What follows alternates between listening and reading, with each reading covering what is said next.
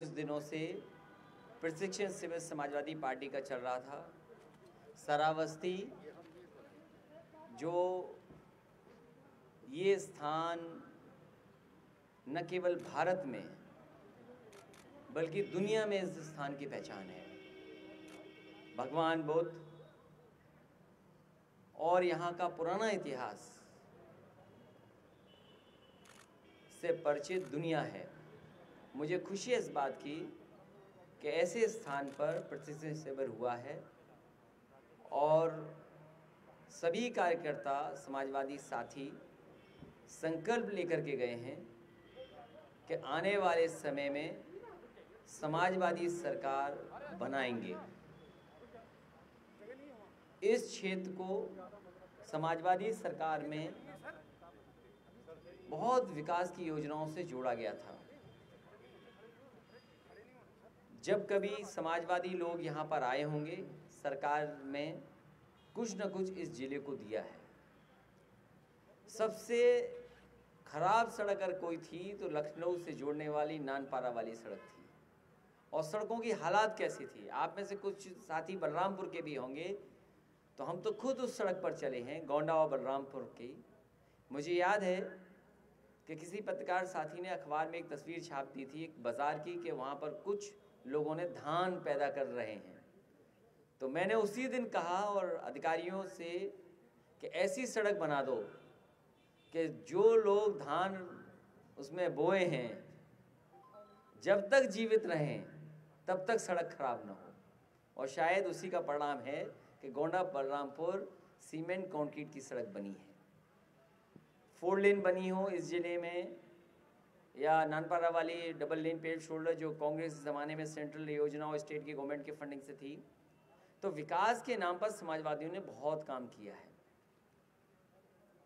Laptop बांटे हैं, वो आज भी चल रहे हैं। समाजवादी एम्बुलेंस ये मेंटेन नहीं कर पा रहे हैं।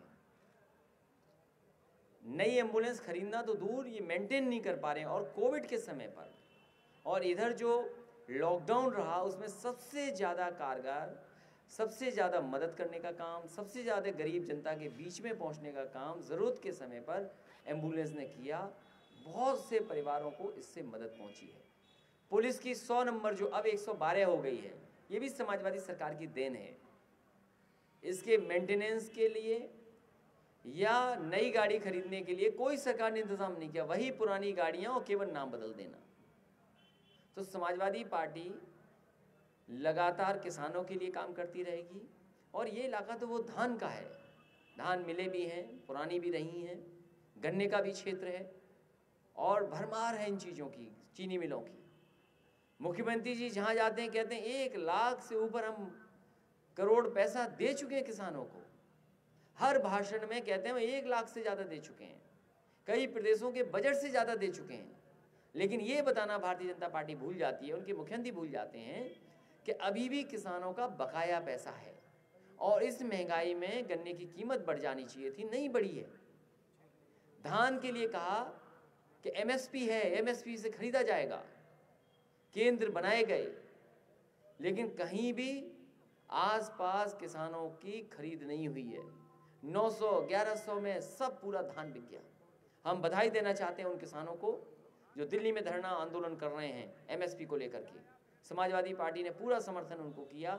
जगह जगह समाजवादी पार्टी ने कार्यक्रम किए। सबसे ज़्यादा मुकदमा, उत्पीड़न, अन्याय किसी के साथ हुआ तो समाजवादियों के साथ हुआ।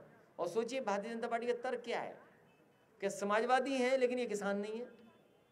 भारतीय जनता पार्टी के लोगों को जानना चाहिए जितने भी समाजवादी लोग हैं सबके खेत हैं, सब धान पैदा करते हैं या खेती करते हैं। ये किसान भी हैं, समाजवादी भी हैं। और जो आय दोगुनी की बात थी, हमें बताएं किस फसल की आय दोगुनी करने जा रहे हैं। इस सरकार में भ्रष्टाचार बढ़ा है। जैसे जैसे सरकार करीब आएगी झूठ भी बढ़ेगा, भ्रष्टाचार भी बढ़ेगा। और अगर किसी ने सही तस्वीर दिखा दी सरकार को तो उसके ऊपर मुकदमा हो जाएगा। हमारे कई पत्रकार साथियों ने कहा कि ये दाल नहीं, ये पीला पानी है हल्दी का, उन्हें मुकदमा का सामना करना पड़ा। कई हमारे पत्रकार साथी जिन्होंने दूध की सही तस्वीर सामने ला दी, उन पे मुकदमा हो गया। हम जानते हैं कितनी तकलीफ परेशानी में भी आप भी काम कर रहे हो, सच दिखाना चाहते हो, सच जानते हैं, बता रहे हैं आप, लेकिन आप पे भी प्रेशर है सरकार का।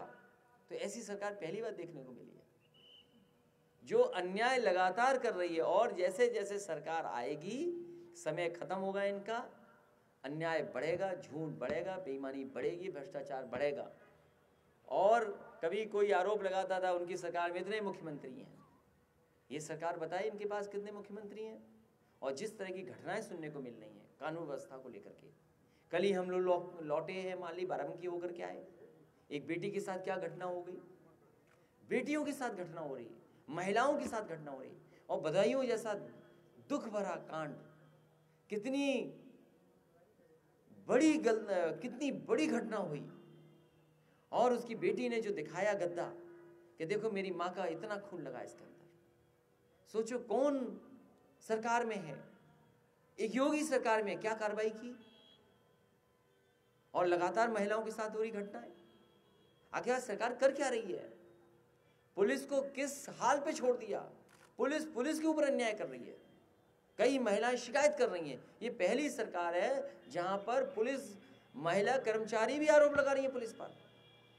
कस्टोडियल डेथ सबसे ज्यादा, बहराइच में भी घटनाएं आई हैं कस्टोडियल डेथ की, कस्टोडियल डेथ हुई है सबसे ज्यादा उत्तर प्रदेश में। ह्यूमन राइट कमीशन ने सबसे ज्यादा नोटिस दिए उत्तर प्रदेश को और मुआवजा देने के लिए कहा है। फेक इनकाउंटर्स हुए हैं इस सरकार में, क्या है सरकार के पास जवाब? इसलिए ये सरकार जाने वाली है। गरीब, किसान, माताएं बहनें, नौजवान, व्यापारी सब तैयार है सरकार को हटाने के लिए। आने वाले समय में सरकार हटाने के लिए शिविर किया था हमारा कार्यकर्ता, गांव तैयारी करेगा, गांव भारतीय जनता पार्टी का मुकाबला करेगा। सर, तांडव फिल्म को लेकर के तांडव मचा हुआ है देश में, क्या कहना है? भारतीय जनता पार्टी कोई भी ऐसा मौका नहीं छोड़ती जिससे ध्यान न हटा दिया जाए। ये तांडव पे भारतीय जनता पार्टी के लोग इसलिए तांडव कर रहे हैं, सरकार इसलिए तांडव कर रही है क्योंकि वो किसान के मुद्दे को जिंदा नहीं रखना चाहती। किसान वो आंदोलन कर रहे हैं, बताइए उन्हें आतंकवादी बोल रहे हैं, एनआईए से जांच करा रहे हैं, क्या है? और फिर तांडव पे ही क्यों? हम और आप सबके पास वो प्लेटफॉर्म्स हैं, उन प्लेटफॉर्म पे देखिए। हमने आपने मिर्जापुर देखा, क्या मिर्जापुर में कितनी शिष्टाचार वाली भाषा थी, कितने शिष्टाचार वाले शब्द आए थे। वो लगता कोई ऐसा उत्तर प्रदेश का रहा होगा जहां से उस शिष्टाचार की भाषा निकली है। और भी हैं सीरियल्स, न जाने कितने होंगे ऐसे। तो ये तांडव पर इसीलिए कर रही है भारतीय जनता पार्टी की सरकार, जिससे किसानों का मुद्दा हट जाए, बेरोजगारी का मुद्दा हट जाए, उन पर सवाल नहीं हो। उन प्लेटफॉर्म्स पर न जाने कैसे कैसे चल रहे हैं ऐसे ऐसे कार्यक्रम हैं जिनके बारे में हम आज सोच नहीं सकते। मिर्जापुर वेब सीरीज को लेकर के काफी बवाल मचा हुआ है, मिर्जापुर के लोग बहुत आक्रोशित हैं, लेकिन अभी तक आपका कोई दृढ़ बयान नहीं आया है उसको लेकर के कि क्या होना चाहिए। देखिए, मिर्जापुर में एक्टिंग तो अच्छी थी, भाषा थोड़ी खराब जरूर रही होगी, हम तो देख नहीं पाए, समय नहीं मिला, पूरा नहीं देख पाए। लेकिन एक पंचायत है एक प्रोग्राम सीरियल, तो वो तो मैंने भी देखा। और ऐसा प्रधान होना तो बड़ी खुशनसीबी होती है, ऐसा ही प्रधान हो। सर, आजम खां आपके पार्टी के कद्दावर लीडर थे, आज उन पे बहुत से मुकदमे लग रहे हैं। विपक्ष कई लोग इल्जाम लगा रहे हैं कि आजम खां पर समाजवादी कोई तवज्जो नहीं दे रही, उनकी जो वाइफ छूटी वो अपने दम पे छूटी, समाजवादियों ने कोई नहीं। तो क्या मतलब आजम खां को दूध की मक्खी की तरह किनारे कर दिया जाएगा? कुछ बातें हैं जिनको कोई नहीं कह सकता।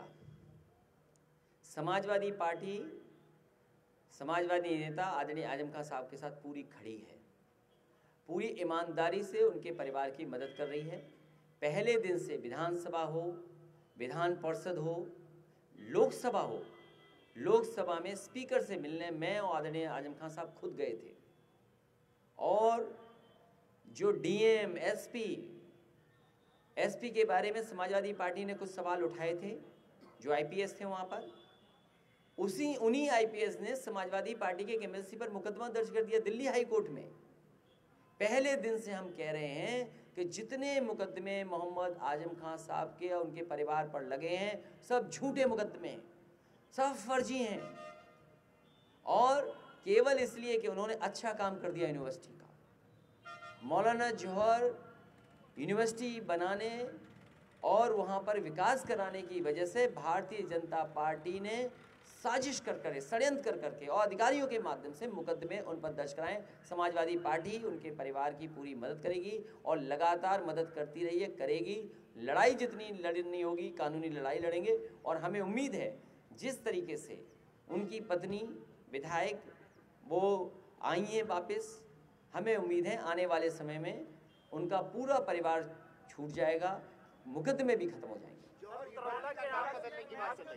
समाजवादी पार्टी लड़ेगी, और मौलाना जौहर के नाम पर जो यूनिवर्सिटी बनी है वो बहुत ही पुराने सुनन सेनानी से लेकर के उनका इतिहास उठा करके देखें। जो नाम बदलने वाले लोग हैं, जो नाम बदलना चाहते हैं, वो नाम ही बदल सकते हैं, काम नहीं कर सकते हैं। मोहम्मद आजम खान साहब ने काम करके दिखाया है, वो इस पीढ़ी के लिए नहीं अगली पीढ़ी के लिए समाजवादी पार्टी नाम नहीं बदलने देगी, और जितना नुकसान उस यूनिवर्सिटी का किया है समाजवादी सरकार बनेगी उससे अच्छी यूनिवर्सिटी उसको बनाने का काम करेंगे। सर, उतरौला के आपके पूर्व विधायक हैं, पूर्व विधायक हैं, उनका करोड़ों का संपत्ति प्रशासन ने जब्त किया, इस पर आप क्या? मुझे दुख है इस बात का कि जितने भी ये प्रशासन के लोग हैं, इनके जो कर्मचारी अधिकारी हैं, कहीं से भी कुछ कमी निकालते हैं। आप देखिए किसी की भी कोई इनके अधिकारी हैं जो चाहे सो निकाल लें। 30 साल पुराना 20 साल पुराने मामले ज़मीन के, ये ज़मीन के मामले इन्हीं के अधिकारियों के निकाले हुए हैं। साजिश कर करके उनके खिलाफ भी कार्रवाई हुई है। आप देखें हैं जो